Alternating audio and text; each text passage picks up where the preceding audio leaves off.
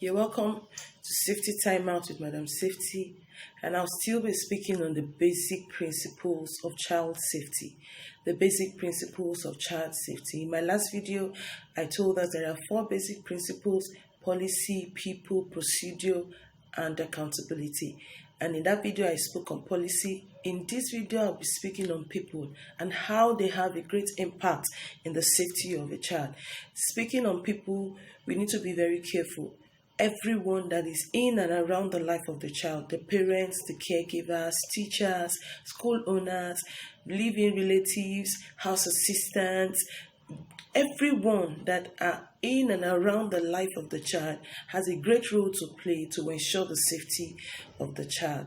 Now, tip number one, even as parents, we should be well informed when it comes to child safety. Now, a lot of us became parents, some not planned, some planned, but we don't take time to sit down and educate ourselves.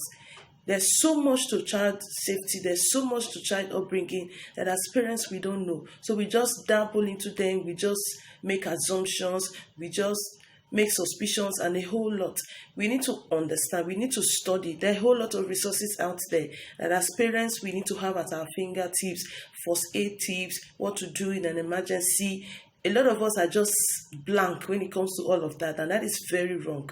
We need to understand some basic things. No one is actually planning for evil, but what if it eventually happens? Are you prepared for it? So tip number one, get the basic resources as a parent, as a guardian, as a school owner. You need to get the basic resources that you need to understand when it comes to child safety. What to do in an emergency, what to do when probably a child falls down and is bleeding, what to do, a basic first aid, something you need to understand at your fingertips. It's not something you begin to study at the time when the incident has already taken place. Now that's tip number one. Tip number two, ensure that everyone that is a caregiver in and around the life of that child is suitable.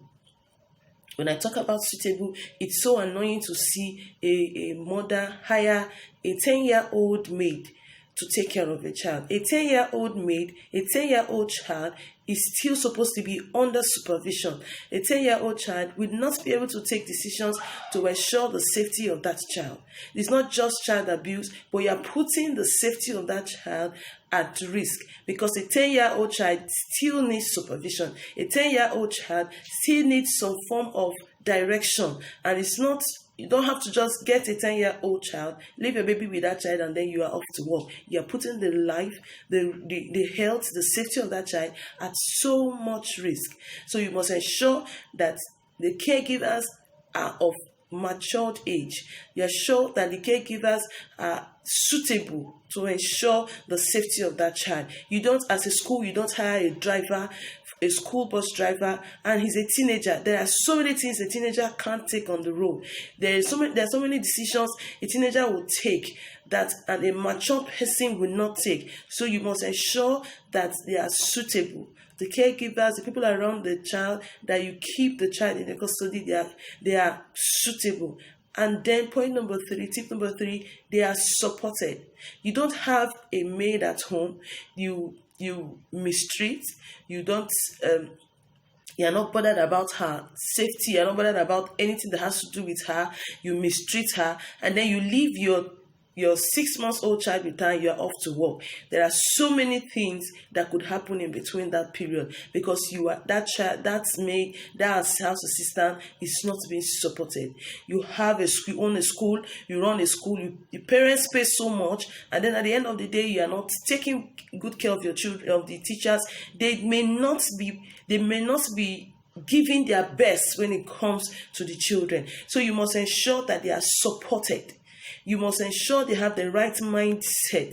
You must ensure that they get the basic support from you. We've seen so many cases where children do something wrong, and when these maids correct them, when these housekeepers correct them, their parents turn around, and harass the maid. At the end of the day, when these children they are playing rough, they're doing a lot of things, unsafe actions and all of that, the maid simply turns her eye away. So you must ensure that they are supported.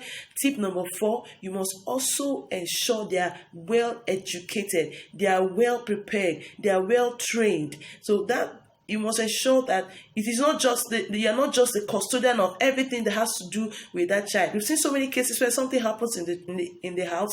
There's an accident, there's something, and then nobody knows what to do. It is only the woman in the house that knows, and she's not around. The husband does not know what to do. Every other person in the house does not know what to do. That's very wrong. You must ensure training, even for your teachers. What if something happens in the class, and for one reason or the other, the first aider is in school, is not around? Do you even have a first aider in school? You must ensure that your teachers are trained to know what to do in case of an emergency. You must ensure that there are 3 things you must ensure. You must ensure instruction, you must ensure communication, you must ensure information, and training. Like I said earlier, you must ensure instruction. There are some things you keep as an instruction, not just an information. For example, you tell a maid, you don't open the door for anybody when I'm not at home. That is an instruction. An information, okay, there are things happening around this vicinity, you need to be careful. That is an information. And when it comes to communication, you ensure that that particular person understands. You ensure that when you childproof your home, you don't walk out and that person that is taking care of your child ends up exposing and taking off all the things you have done. So you must ensure information, you must ensure communication, and you must ensure instruction. Thank you so much for listening, and God bless you.